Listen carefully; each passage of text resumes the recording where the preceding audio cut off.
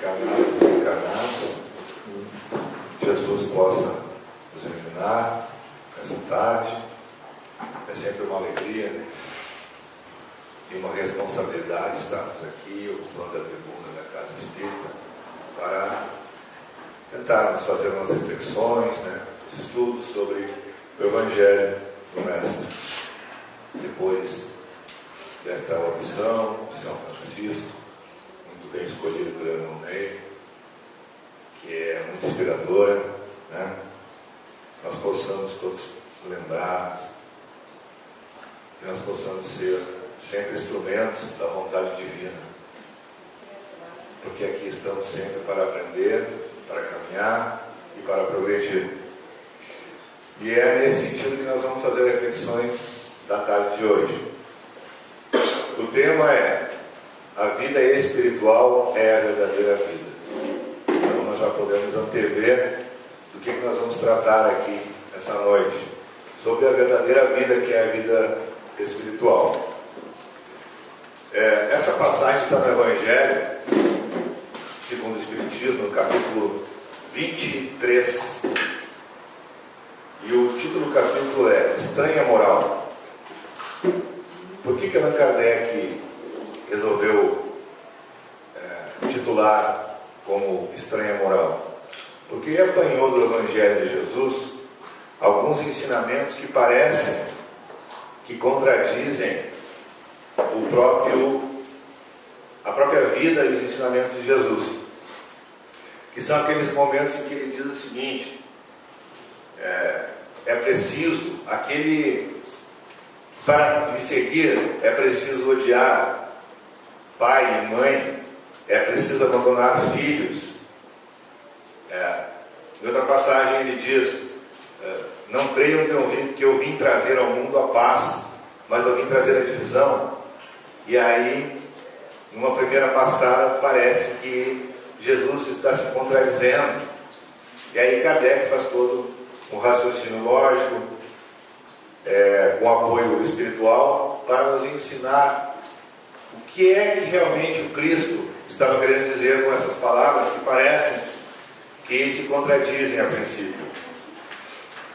E o capítulo começa com um trecho do Evangelho de Lucas, justamente no capítulo 9, versículos 59 a 60, onde Jesus estava caminhando e lhe acompanhava uma multidão de pessoas, como sempre, querendo se alegrar dos ensinamentos do Mestre Jesus. E aí Jesus se vira para um jovem e diz para ele assim: segue-me. E essa afirmação e esse pedido do Mestre Jesus é algo que bate no nosso coração até hoje. Será que se Jesus olhasse para nós hoje e dissesse assim: vem, segue-me, nós seguiríamos? Nós já estamos seguindo Jesus? Então é forte. É muito fácil a gente dizer assim para aquelas pessoas que na época, 2000 anos, ele fez a proposta, segue-me, e recuaram. A gente lendo o Evangelho a princípio, no calor e o aconchego do nosso lar, a gente diz: que pessoa covarde, O próprio Cristo convidou ele para seguir e ele não foi. Será que nós estamos seguindo? Porque o chamado do Cristo através dos séculos: segue-me. Mas daí tu tem que renunciar a ti mesmo, segundo ele. Toma a tua cruz e me segue. E ele disse para esse: segue-me. E o jovem disse assim: mestre, eu quero te seguir, mas antes tu me concede que eu possa voltar para sepultar meu pai que morreu. O jovem faz esse pedido. E Jesus disse: deixai os mortos o cuidado de enterrar os seus mortos, e quanto a ti, segue-me e vai anunciar o reino de Deus. Aí é que Kardec entende como, em princípio, uma moral estranha. Jesus não teria tido piedade desse jovem que pediu, do qual ele disse: segue-me, e ele disse: não, mas o meu pai faleceu. É que na época se levava 2, 3, 4, 5 dias para enterrar uma pessoa. Era muito solene a situação, né? A questão. Mais ou menos como hoje, quando desencarna um Papa, ele não fica lá uma semana sendo exposto, para que as pessoas tenham tempo de se despedir, de orar, de rezar, de manter o luto. Pois na época era assim com todas as pessoas, pelo menos naquela localidade onde Jesus vivia. Então, não se sabe há quanto tempo o pai desse jovem teria desencarnado, só que o jovem pede: olha, mestre, eu vou te seguir, mas antes de seguir, tu me concede o tempo para eu voltar em casa, sepultar o meu pai. E ele diz: deixa aos mortos o cuidado de enterrar os seus mortos, e quanto a ti, segue. O que será que Cristo quer dizer com isso?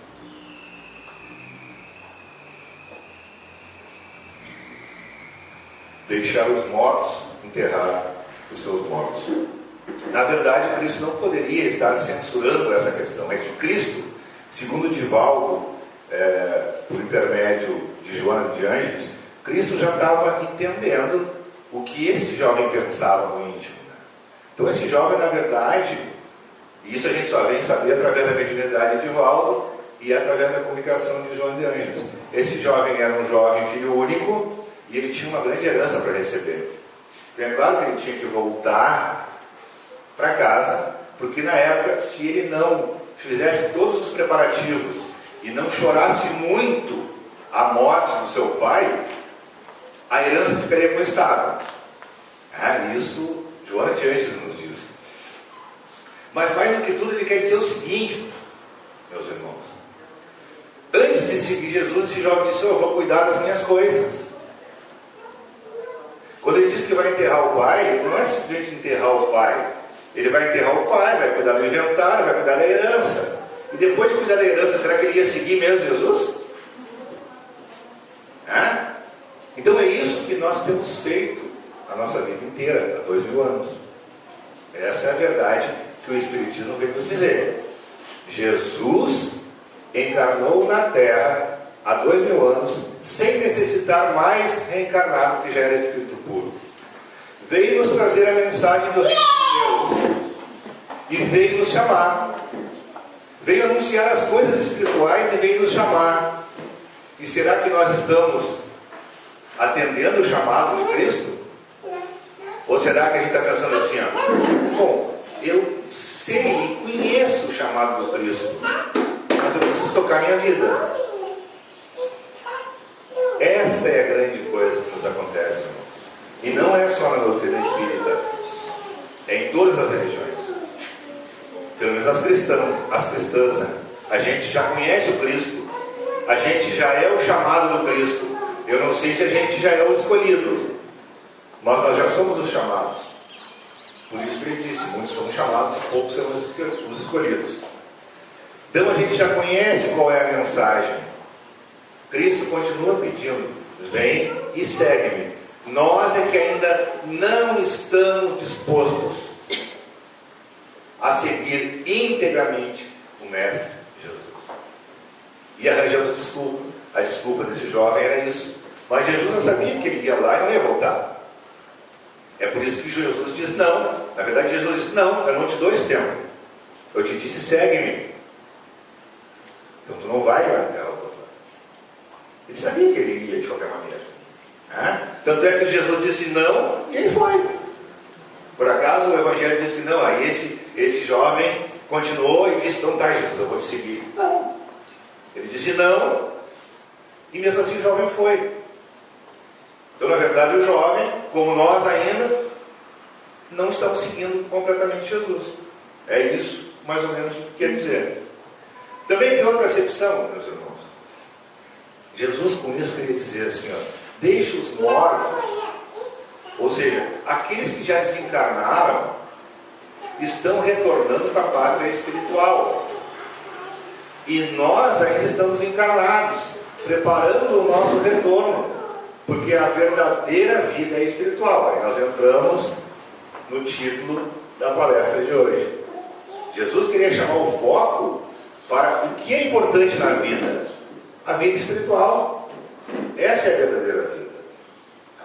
E aí a doutrina espírita certamente é que melhor explica como se desenvolve, o que acontece e quais as relações entre a vida espiritual, o mundo espiritual e o mundo material, né?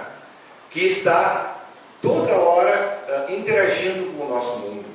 Essa é a grande verdade que Kardec descobriu e que lhe deu uma felicidade imensa de poder ser o portador da mensagem dos espíritos na época dele.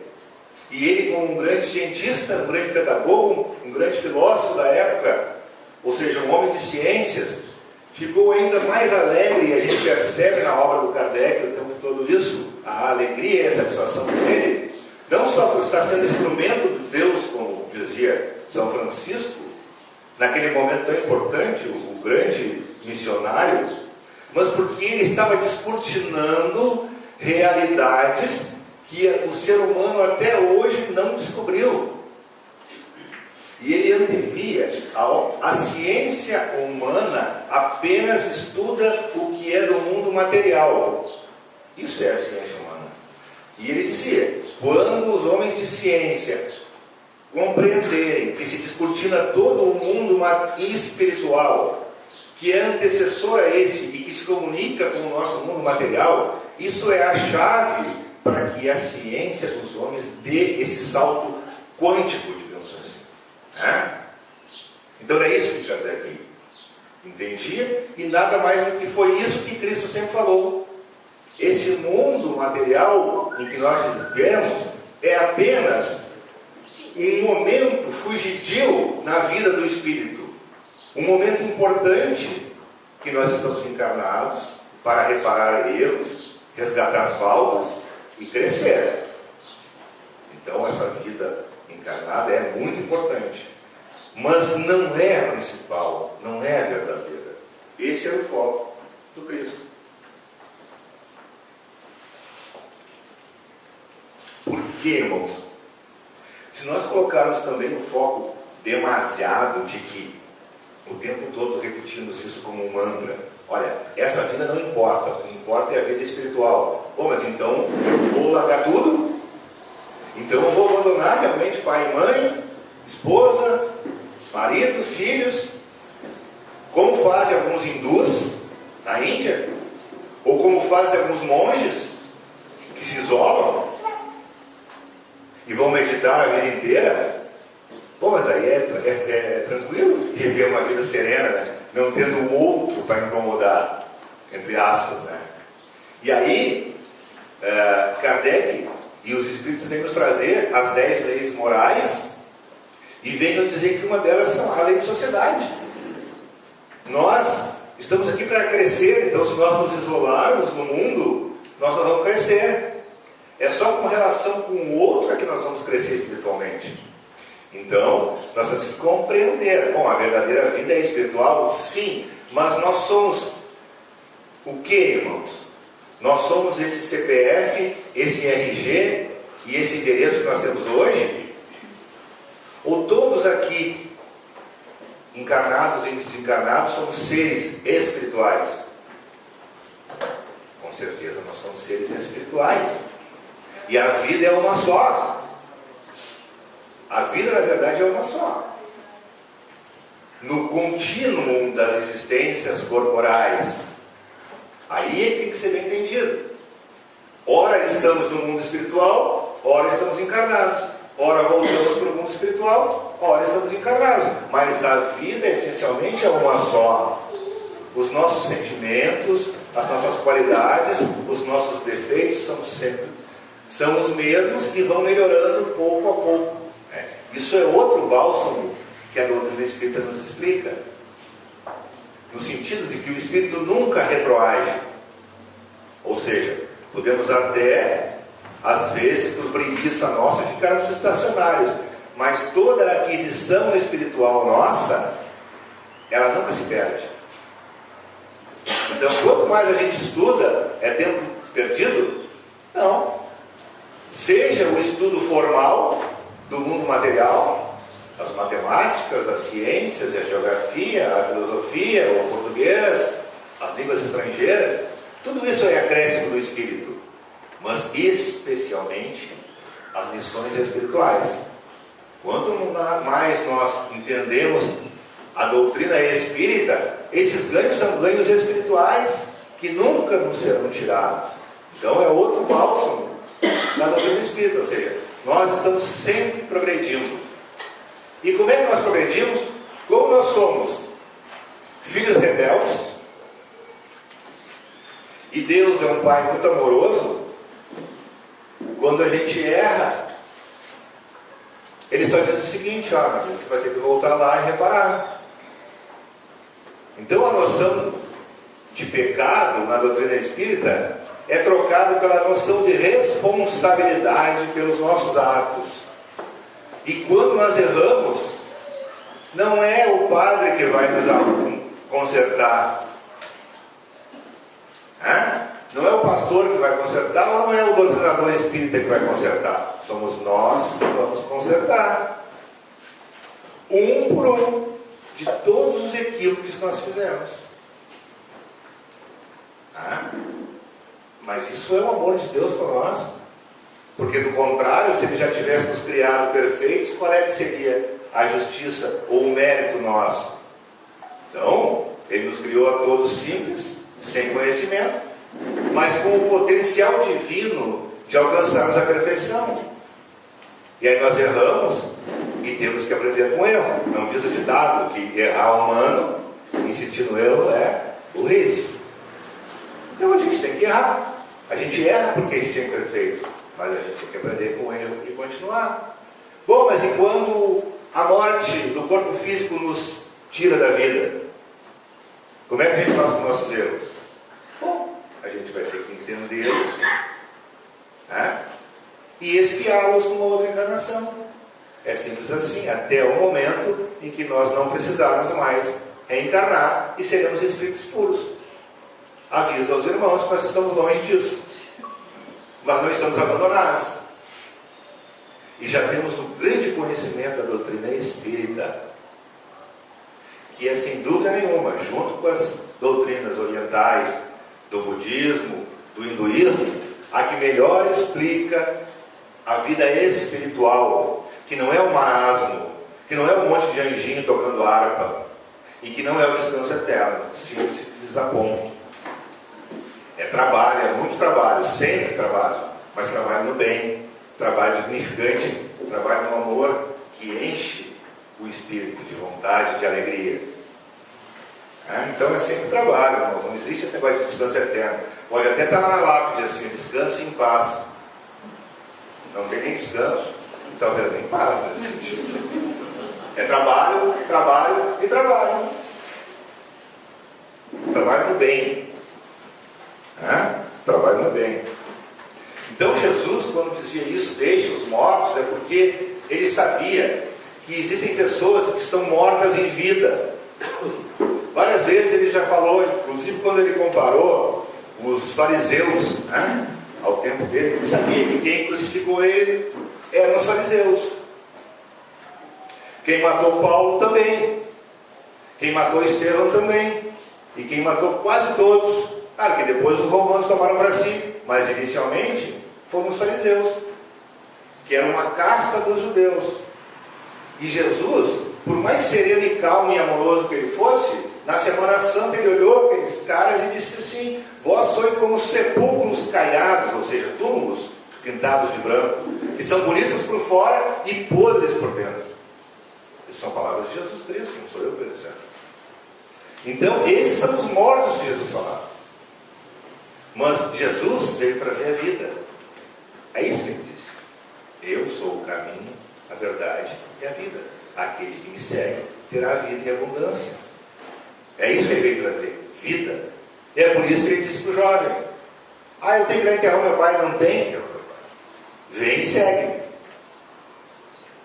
Deixe os mortos o cuidado de enterrar os seus mortos. Agora, Ele veio trazer vida.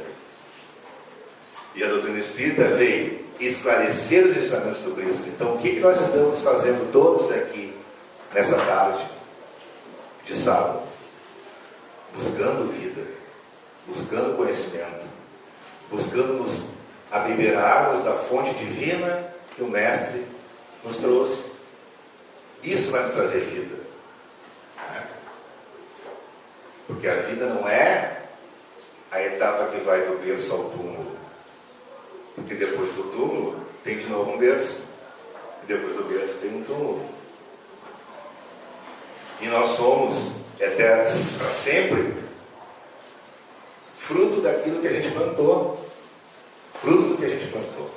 Então, se nós queremos uma colheita boa, serena, tranquila, temos que semear coisas boas e tranquilas. Isso é uma lei natural. E se porventura estamos colhendo tempestade, não nos rebelemos contra Deus, porque Deus jamais é injusto. Deus é a soberana justiça. E se na nossa família ou na nossa vida algumas coisas estão acontecendo que não são tão boas, tenho certeza, irmãos, que o endereço não está errado. E se nós pudermos voltar um pouquinho no tempo, nós vamos ver que a cobrança ainda é sem juros, sem correção monetária e dividida em várias prestações. Porque Deus é um pai amoroso, e se ele fosse gerente de banco, ia ser demitido. Porque ele nem nos cobra, porque a misericórdia divina abranda as nossas dívidas. Então a justiça de Deus, ela nunca cobra mais, ela nos cobra menos. Podem ter certeza. Podem ter certeza. Então, pessoal, vamos só dar uma lidinha aqui nas anotações de Kardec sobre esse ponto, que são bem pequenas. Kardec comenta assim: a vida espiritual é, com efeito, a verdadeira vida. É a vida normal do espírito, sendo-lhe transitória e passageira a existência terrestre, espécie de morte se comparada ao esplendor e à atividade da outra. Ou seja, na verdade, os espíritos superiores nos dizem que quando a gente nasce reencarnando, é uma espécie de morte espiritual, porque o espírito fica aprisionado. E quando a gente desencarna, aí é um renascimento para a vida espiritual. Então é só mudar o foco. O que a gente entende como nascimento, do ponto de vista espiritual, pode ser considerado uma morte momentânea. E o que nós entendemos por morte, do ponto de vista espiritual, é considerado um nascimento, ou um renascimento para a vida espiritual. Então nós espíritas deveríamos ser os mais preparados para esse evento desencarne, que é o evento mais certo da vida. Mas me parece que a gente continua com medo. Horrível, né? Mas na verdade nós temos que pensar sobre isso, né? Porque é algo natural, muito natural. E nos mundos, quanto mais superior o mundo, mais sem trauma e sem dor é o desencarne. Porque é uma lei natural. Então Kardec continua: o corpo não passa de simples vestimenta grosseira que temporariamente cobre o espírito. O corpo físico, o corpo de carne, é uma vestimenta grosseira que temporariamente cobre a nossa essência, que é o espírito, que é o nosso ser verdadeiro. E aí ele diz ainda: verdadeiro grilhão que o prende à gleba da terra, do qual se sente ele feliz em libertar-se. O respeito que aos mortos se consagra não é a matéria que o inspira, é pela lembrança.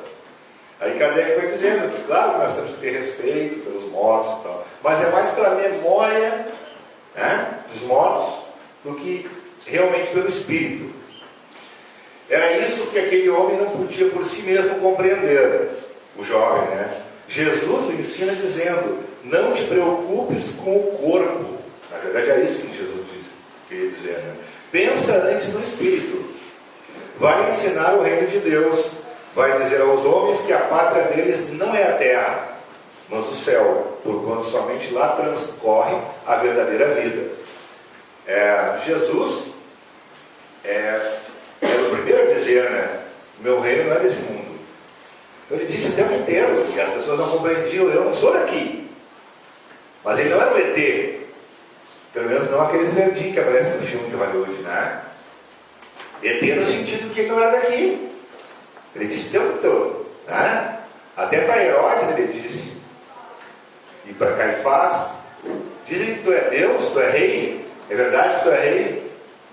E ele só disse isso. O meu reino não é desse mundo. Eu vim preparar a humanidade para o reino dos céus. Então ele estava falando de outra coisa. Ele estava falando o tempo inteiro da vida espiritual. Só que ele usava as coisas cotidianas, as coisas do dia a dia para nos ensinar. Por historinhas, por parábolas. Mas ele falou o tempo inteiro da vida verdadeira, que é a vida espiritual. Aí apanhamos também em Rustem, no livro Os Quatro Evangelhos, uma passagem que diz o seguinte: os mortos de que Jesus falava são os que vivem exclusivamente para o corpo, e não pelo Espírito e para o Espírito. São aqueles para quem o corpo é tudo, e o Espírito é nada. Aqueles que, tendo ouvidos para ouvir e compreender, não ouvem e nem compreendem. Ou seja, algumas pessoas parecem que não são espíritos encarnados, são apenas um corpo, uma massa orgânica vivendo sobre a terra. E aí supervalorizam só o corpo, só o organismo físico, que é o que vai perecer, voltar ao pó. Então são desses mortos em vida que Jesus falava. E no livro dos Espíritos, meus irmãos, para nós irmos encerrando essas reflexões, no livro dos Espíritos tem vários ensinamentos sobre essa questão da vida espiritual.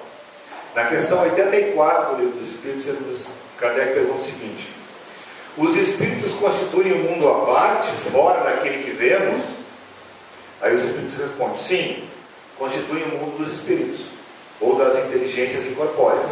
Ou seja, então os Espíritos deixam bem claro que existem duas dimensões: a dimensão material, na qual nós olhamos com os olhos físicos, e a dimensão espiritual, que aqueles que têm mediunidade também podem enxergar. Questão 85. Qual dos dois, essa é a questão interessante, o mundo espírita ou o mundo corpóreo é o principal na ordem das coisas? Então Kardec se preocupa em perguntar para os espíritos: bom, se existem dois mundos, o mundo material e o mundo espiritual, qual dos dois é o mais importante? Os espíritos dizem: o mundo espírita, que preexiste e sobrevive a tudo. Então essa resposta é curta, mas tem um ensinamento complexo. Ele diz que o principal dos mundos é o mundo espiritual, que preexiste e sobrevive ao nosso. O que significa dizer? Que antes de existir o planeta Terra, o mundo espiritual já existia. E o dia que o planeta Terra acabar, porque ele vai acabar daqui a uns 4 bilhões de anos, tá, pessoal? Não se preocupe, não é coisa para amanhã. Ele vai acabar porque tudo tem começo e fim, menos Deus. Então o planeta Terra, que já foi criado há 4,5 bilhões de anos atrás, talvez daqui a uns 4 bilhões e meio para frente, vai se extinguir, porque já cumpriu seu papel. Não se preocupe que não é nada para agora. Mas o mundo espiritual vai continuar existindo. É isso que os espíritos disseram. Então por isso que ele é o mais importante. Foi de lá que nós viemos, e é de lá que nós vamos voltar, para lá que nós vamos voltar. E são essas verdades que Kardec se alegrava em descobrir de maneira científica, e que o ser humano ainda, a humanidade ainda não está entendendo. Questão 86. O mundo corporal poderia deixar de existir ou nunca ter existido sem que isso alterasse a essência do mundo espiritual? É outra pergunta, né? De certo, eles são dependentes, contudo é incessante a correlação entre ambos, porque um sobre o outro incessantemente reagem. Olha que interessante. A pergunta de Kardec quase repetiu, mas a resposta dos espíritos foi mais profunda ainda. Ela disse: é claro que